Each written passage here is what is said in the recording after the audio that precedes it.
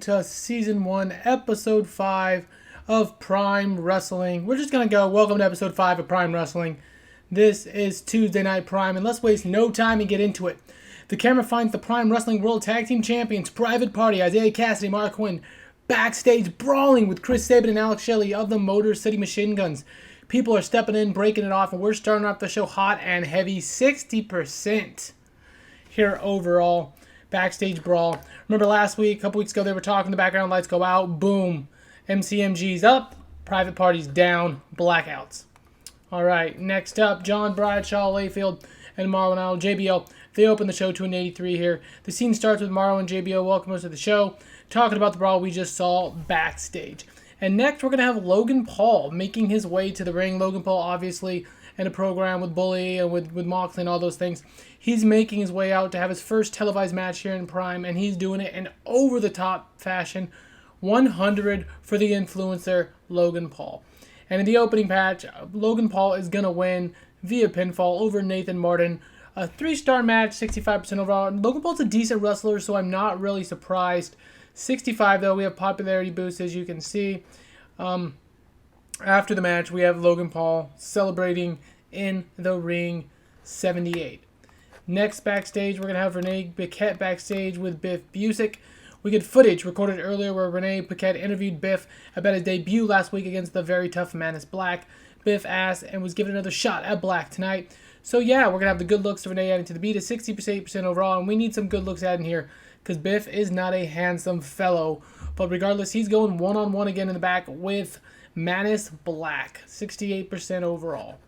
And in a rematch, we have a 3.5-star match where Manus Black again gets the victory over Biff Busick.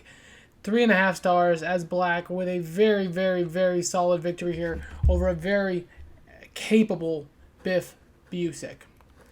Alright, next up we have Rey Mysterio, and he'll be here next week. That's right, your Prime Wrestling World Champion, Rey Mysterio. He's off this week for the first time, but he'll be here. He'll be here next week. 100%. Alright, next we get a backstage segment as the camera finds AJ talking and taking photos for Prime Wrestling Online as Candice LeRae can be seen walking into the screen. AJ says, AJ, finally good to meet you. AJ turns around annoyed and stops taking photos in which he says, Candice, right, I've heard a lot about you. That you left to pursue a family, namely, and that your husband got you a job here. The fans boo, and Candice's smile turns into a frown. Up walks old Lexi Kaufman, formerly known as Alexa Bliss. Kaufman says, and I heard your husband got you yours, said Lexi Kaufman to AJ, hinting at getting her job. The fans just laugh. Couldn't cut it in the E, huh, Lexi? I left on top. 76. There's a sexual joke in here, but we're just going to go ahead and skip right past it. Lexi says, you cried and ran home, and I won more championships than you had championship matches. So, a lot of cattiness. AJ is annoyed and says, whatever. Candice pulls off Lexi and looks to AJ as they proceed to get pretty close and heavy here. AJ wishes her good luck tonight because the two are facing off in the Prime Wrestling World Women's Championship tournament where AJ will be taking on Candice LeRae in the main event tonight in the opening round match. The good looks of AJ added to the story beat, the star power of Lexi, and the good looks of Lexi also added to the story beat.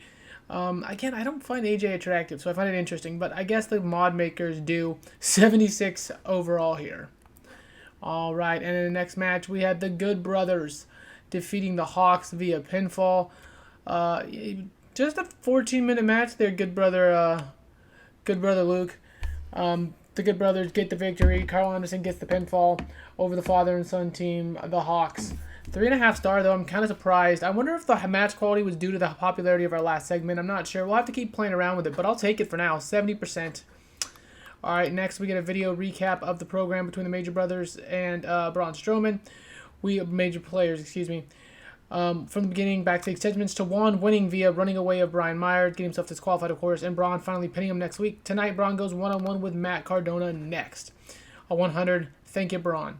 100%. Ooh, a 3-star match. Fantastic. The intimidating presence of Braun added to the match. The DQ finish hurt. My kid was good. So we have a disqualification. Brian Myers basically getting Matt Cardona disqualified, as is Chelsea Green. And again, they're just kind of running away from things here. They're a little nervous.